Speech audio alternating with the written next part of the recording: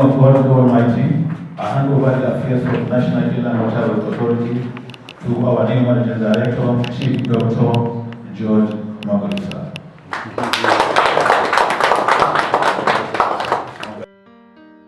The first year in the life of an administration is significant in many ways. In the case of NIWA Managing Director, Chief Dr. George Moghalu, which came to life on October 8, 2019. It was a time to pause and reflect on some of the accomplishments and challenges of the last 12 months. It was a moment to remember those events that shaped the authority. A time to ask questions about what could have been done differently, and what could have been done better. In the last 1 year, the management of NIWA has made considerable strides to restore operational and regulatory integrity to the nation's waterway system.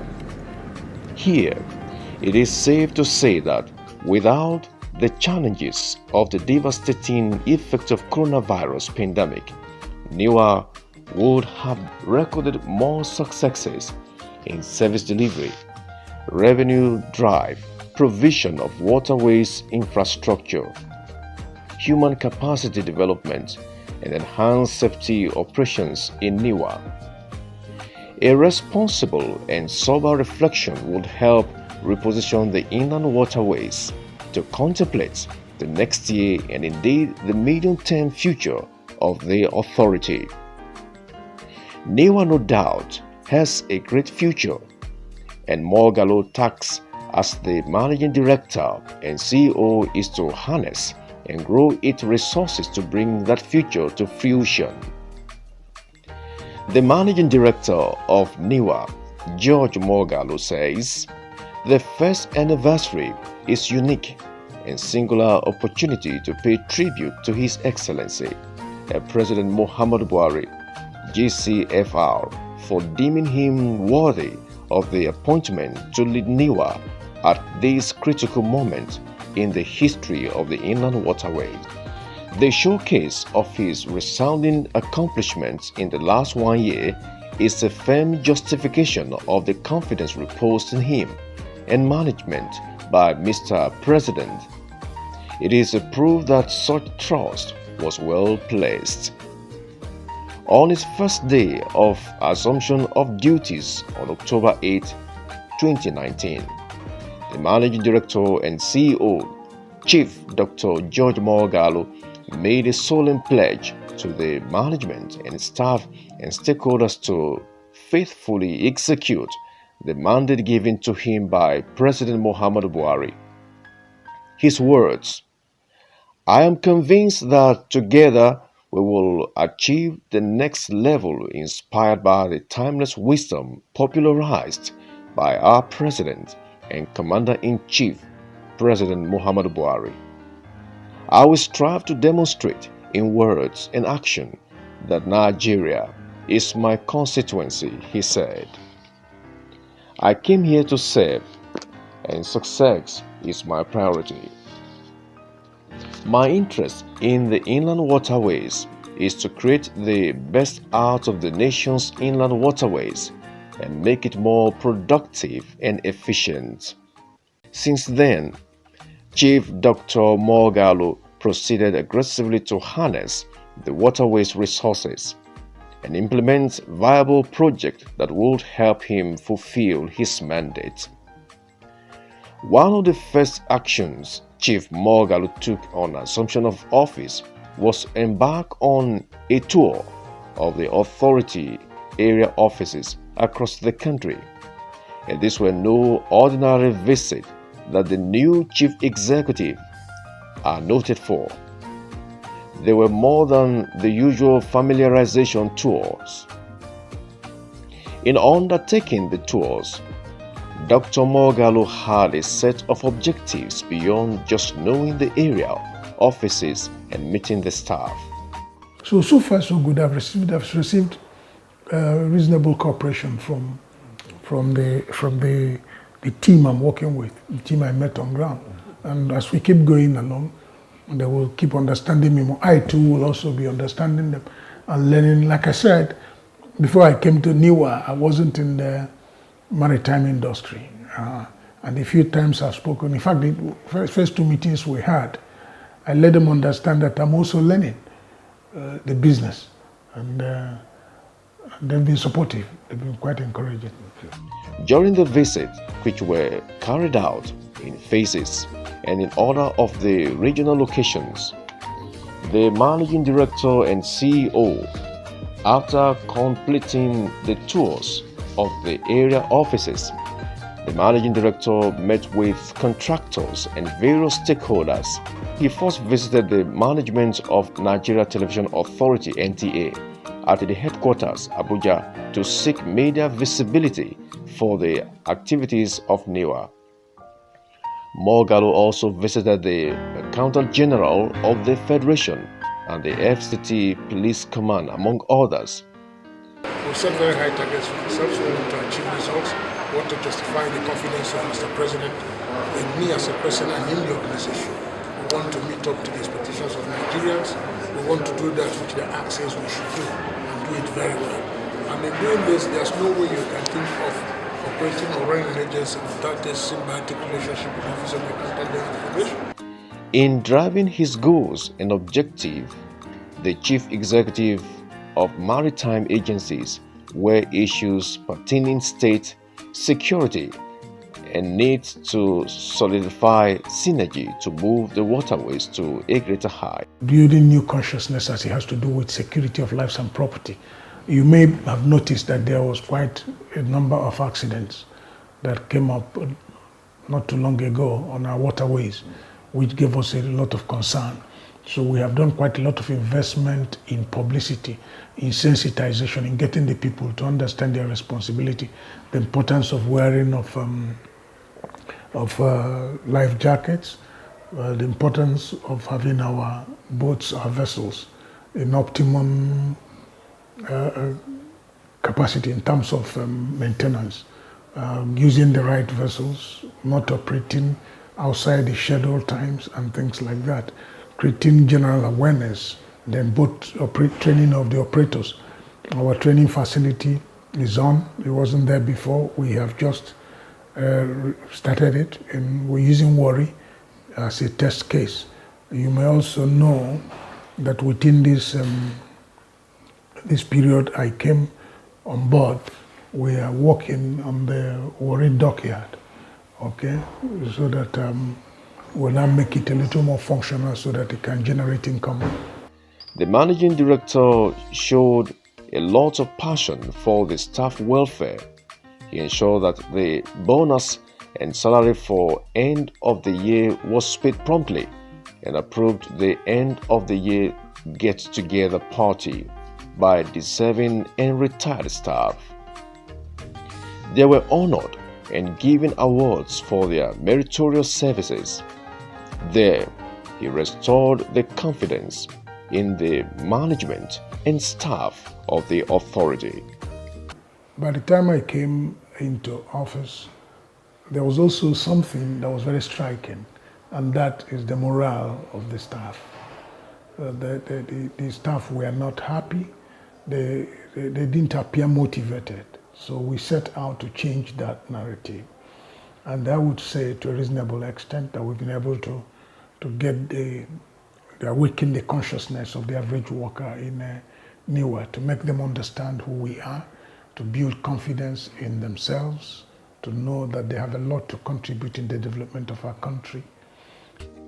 As part of efforts to provide comfortable office accommodation, the managing director has embarked on rehabilitation of the buildings at the headquarters and area offices, making the headquarters of NIWA look more like one of the leading parastatals in the maritime industry.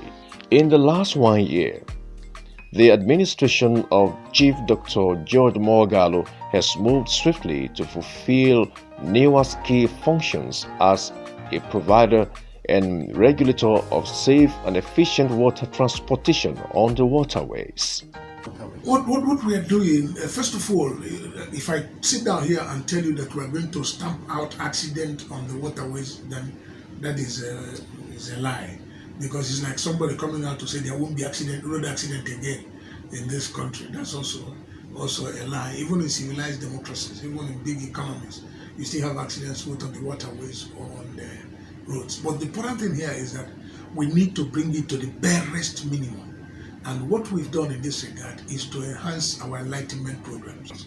For example, it is illegal now for you to go to any of our jetties to operate any vessel after 6:30 in the night. It's not possible because none of our jetties will allow you to operate. So what we're doing now is to enforce those protocols to ensure that people do it. You can't enter any vessel from any of our jetties without being properly kitted. You must wear your life jacket that has not expired. Because don't forget, the life jackets are expirable. The managing director commissioned a 36-seater ferry boat at Yelwaya, Kebbi State. During the year, NIWA also acquired a 30-seater passenger capacity ferry for development on the nation's waterways. Under Dr. Moghalu administration, NIWA has been clearing water hyacinth from the nation's waterways. This in fulfillment of his environmental responsibilities. In his first year in office, Dr. Moghalu moved to promote water transportation, especially movement of bulk cargo, as an excellent alternative to road transportation. One of the ways to realize this was the signing of a memorandum of understanding with the National Union of Petroleum and Natural Gas, NUPENG. At forging closer ties means their products are ferried safely and securely on waterways, thereby keeping petrol tanker explosion on our roads and other associated hazards. Very strongly, like I do, and like I've said many times, that we have to decentralize our means of transportation, particularly of bulk cargo. You see, you can't subject our roads to the pressure we are subjecting it to now and expecting those roads to remain okay over time. It certainly will not work. Like I tried to analyze, if, for example, you have 1,000 containers going from Lagos to Onitsha or the southeast, the truth is that you also have to put 1,000 trailers on the road. And that is not acceptable. The roads are not designed to carry such weight and survive. And if we have the option of moving it either by rail or by water, why not? So, and that is why I'm very concerned, and a lot of people are concerned too, on the need to make our waterways all year round navigable so that we can move bulk cargo, ferries can move moving passengers. The advantage we have here is that by the grace of God, the mercies of the Almighty, we have over 10,000 kilometers of waterways in Nigeria that you can reach 28 states of this country by water. But today we only have slightly over 3,000 kilometers of waterways all year navigable. So we must do something about it. To break the jinx, I believe that we can break the jinx and make the needed impact on our national economy. Because if we can move vessels, barges, flat-bottom barges between Lagos and Onitsha, most of this cargo that is going to the southeast can go by water. They can go by water. And if we're able to achieve that, that would be wonderful. And I bet you I'm working very seriously about it. By next week, I will be in Lagos again. I'm talking with some barge operators who are willing to move consignments from Lagos to Onitsha. Fortunately for us, both the MD of MPA, the ES of Shippers Council, the DG of RIMASA, everybody agrees with me. So I've been assured that there will be cargo to move, some trying to enter into partnerships, PPP arrangements with barge owners who are ready to do business with us. During the partial closure of the third mainland bridge for rehabilitation by the federal government, which created traffic on the way, NIWA stepped up to collaborate with stakeholders to ease the waterways traffic. For example, when the bridge was closed, one of the things we did was to partner with one of our, what do I call him, one of PPP operator. Then we provided 2 floating platforms, jetties, in 2 locations in Lagos, so that we can provide opportunity to move more passengers.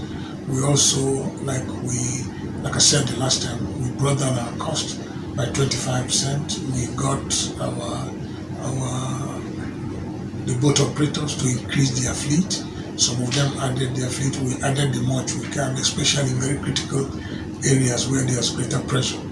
Like all sectors of the economy, the maritime industry was severely hit by the novel coronavirus, but thankfully, under the leadership of the managing director and CEO, the nation's waterway system weathered the storm.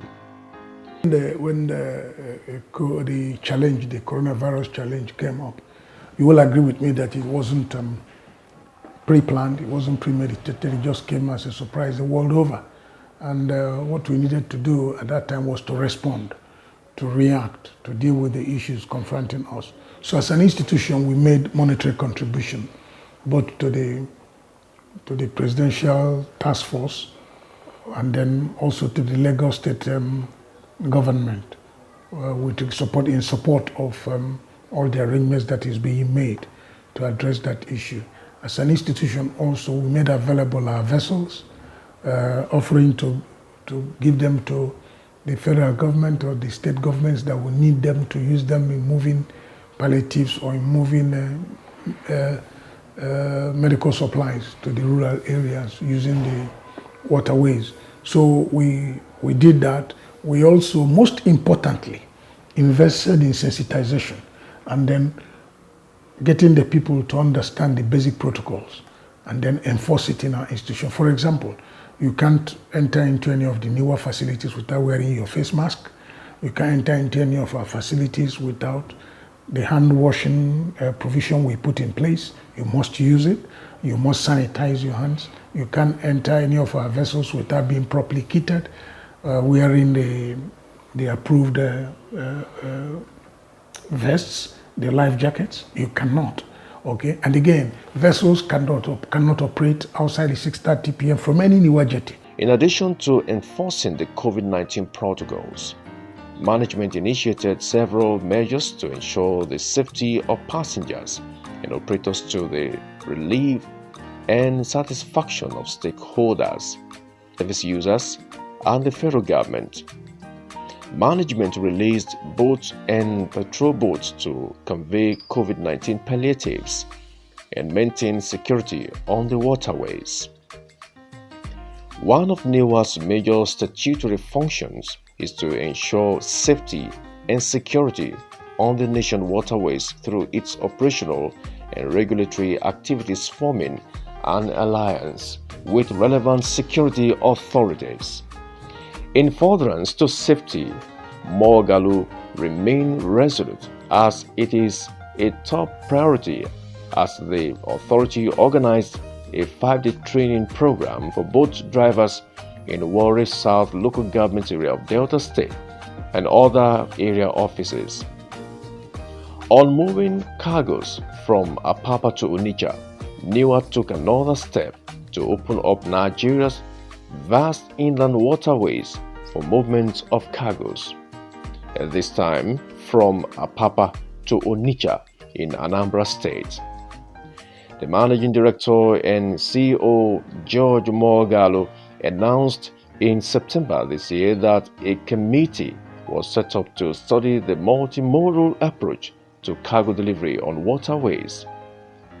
This is coming 7 years after the abandoned Onitsha River Port was rebuilt. We have also built a new jetty in a place called Odekbe, near Moghalu local government of Anambra State, brand new jetty. We've been able to reactivate, redevelop the marina jetty of NIWA. As we speak also, there's a new jetty clubhouse and boatyard is coming up on Queen's Drive in Ikoyi on our old jetty that is being rebuilt. This we are doing in partnership. It's a private sector driven initiative. But it's a very large project and it is ongoing. As we speak today also, we've been able to give out on partnership too with another company on the development of the Oyimbo jetty. If you go there today, you will not believe that it's the same Oyimbo jetty that we used to have.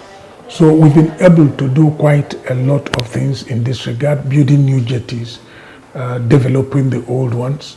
As we speak also, the Lokoja River Port, which was abandoned for quite a while, has just been, work is about to start on it, following the approval of the federal government, the Federal Executive Council, precisely to review the contract value from slightly over 4 billion to about.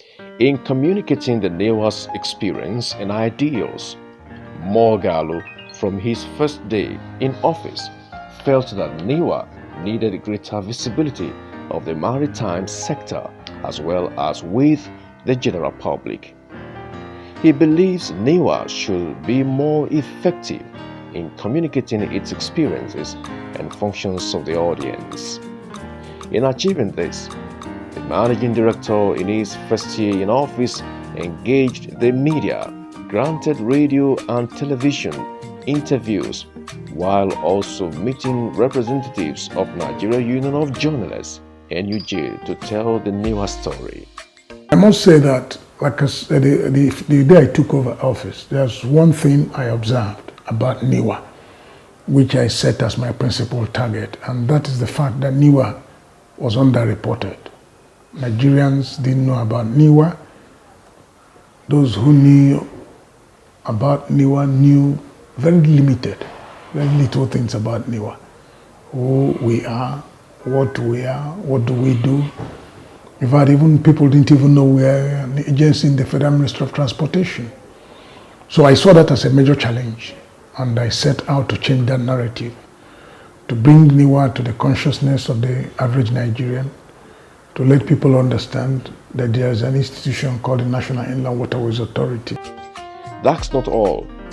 As a way of promoting its affairs, the managing director has published a world-class corporate brochure in September 2020. The aim was to take control of its communication and tell its story from its own unique perspective. Under his administration, the Corporate Affairs Department remained consistent with publications of the authority's flagship house journals, Nigerian Waterways. Now, having recorded this huge success in his 1 year in office, the question would be, what does the future holds for NIWA? I tried to encapsulate my vision in one statement I made, that I want by the time I leave office, let water transportation be the choice means of transport of both cargo, bulk cargo, and human personnel. So for me, I still re-emphasize that fact, that I want water transportation to be the transport means of choice. If I'm able to achieve that, then good to go. Because for me to achieve that, it has its own side effects. It has its own advantages.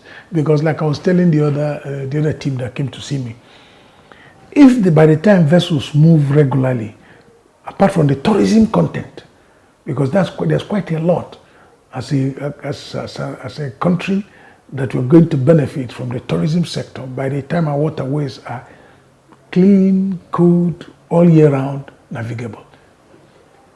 But the point is that when these vessels start coming on a regular basis from Lagos to Onitsha, or from Lagos to Lokoja, or from Onitsha to Warri, or Warri, Onitsha to Lokoja, Lokoja to Baro, and things. By the time vessels move, now, for every community they stop where we have jetty, new towns will develop, new businesses will grow. So have you sat down to quantify the advantage it will create, the economic advantage, this development that it will bring. Because when new towns, when vessels come to a particular spot on a regular basis, the next thing you start seeing hotels, you start seeing residences, you start seeing businesses grow there. And it is people who are going to run these businesses. Apart from the employment opportunities going to create, direct and indirect. So there's quite a lot to do. Yes, we've tried our little best by the grace of God. We'll continue doing our little best, having our eyes on the ball, set to achieve my personal objective, which I said is to make water transportation a choice means of transport by the time I leave office. It has been a 1 year of hard work, a positive vision, result-oriented management of men and resources, and Chief Dr. George Moghalu is clearly on the right path and is surely taking NIWA to the desired future, and there is need to roll the drums and celebrate all the sterling achievements of the Managing Director in his 1 year in office.